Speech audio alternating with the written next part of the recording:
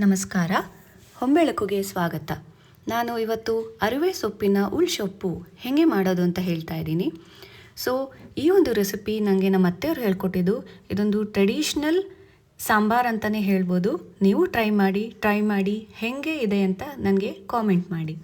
So ಇಲ್ಲಿ ಒಂದು fresh ಆಗಿರೋ ಅರಿವೆ ಸೊಪ್ಪನ್ನ ನೀಟಾಗಿ ಕ್ಲೀನ್ ಮಾಡಿ ಇಟ್ಕೊಳ್ಳಿ. ಸೊ ಒಂದು ಕುಕ್ಕರ್ ಜಾರ್ಗೆ ನೆನೆಸಿರೋಂಥ ಕಡಲೆಕಾಳು, ತೊಗರಿಬೇಳೆ ಮತ್ತು ಮೊಳಕೆ ಹುಳಿಕಾಳು ಹಾಕ್ಕೊಂಡು ಅರಿವೆ ಸೊಪ್ಪನ್ನ ಹಾಕೊಳ್ಳಿ. ಅದೇ ಥರ ಸುಟ್ಟಿರೋ ಅಂಥ ಕಾಳು ಹಪ್ಪಳ, ಈ ಹಪ್ಪಳನ ನಾವು ಮನೆಯಲ್ಲೇ ಮಾಡ್ಕೊತೀವಿ. ಸೊ ಸುಟ್ಬಿಟ್ಟು ಪೀಸ್ ಮಾಡಿ ಹಾಕಿ, ಇದರ ಜೊತೆಗೆ ಜೀರಿಗೆ, ತುರಿದಿರೋ ಅಂಥ ಕಾಯಿ, ಬೆಳ್ಳುಳ್ಳಿ, ಸುಟ್ಟಿರೋ ಅಂಥ ಈರುಳ್ಳಿ. ಸೊ ನಮ್ಮ ಮನೇಲಿ ಈ ಥರ ಸುಡ್ತೀವಿ. ಸುಟ್ಟು ಅದನ್ನು ಪೀಸ್ ಮಾಡಿ ಹಾಕಿ, ಇದರ ಜೊತೆಗೆ ಹಸಿ ಈರುಳ್ಳಿನೂ ಹಾಕ್ಕೊಳ್ಬೇಕಾಗತ್ತೆ.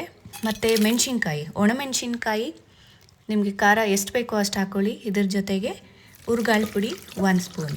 ಆಮೇಲೆ ನೀರು ಹಾಕ್ಬಿಟ್ಟು ಇದನ್ನು ಒಂದು 5 ರಿಂದ 6 ವಿಜಿಲ್ ಬರೋ ತನಕ ಕುದಿಸ್ಬೇಕಾಗುತ್ತೆ.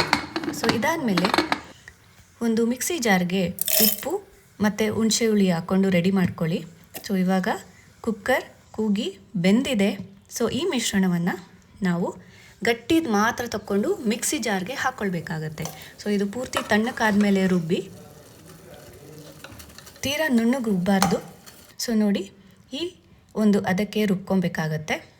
ಇದಾದಮೇಲೆ ಒಗ್ಗರಣೆಗೆ ಎಣ್ಣೆ, ಸಾಸಿವೆ ಮತ್ತು ಕರಿಬೇವಿನ ಸೊಪ್ಪು ಹಾಕ್ಕೊಂಡು ರುಬ್ಬಿರೋ ಅಂಥ ಮಿಶ್ರಣವನ್ನು ಮಿಕ್ಸ್ ಮಾಡ್ಕೊಳ್ಳಿ. ಸೊ ಇಲ್ಲಿ ಕುಕ್ಕರಲ್ಲೆಲ್ಲ ನೀರಿರುತ್ತಲ್ಲ ಬೆಂದಿರೋದು, ಅದನ್ನು ಮಿಕ್ಸ್ ಮಾಡ್ಕೊಳ್ಳಿ. ಒಂದು ಅದಕ್ಕೆ ನೀರನ್ನ ಮಿಕ್ಸ್ ಮಾಡಿಕೊಂಡ್ರೆ ಈ ಒಂದು ಸಾಂಬಾರ್ ರೆಡಿ. ನೀವು ಟೇಸ್ಟ್ ಮಾಡಿ ಹೇಗಿದೆ ಅಂತ ಕಾಮೆಂಟ್ ಮಾಡಿ. Thank you.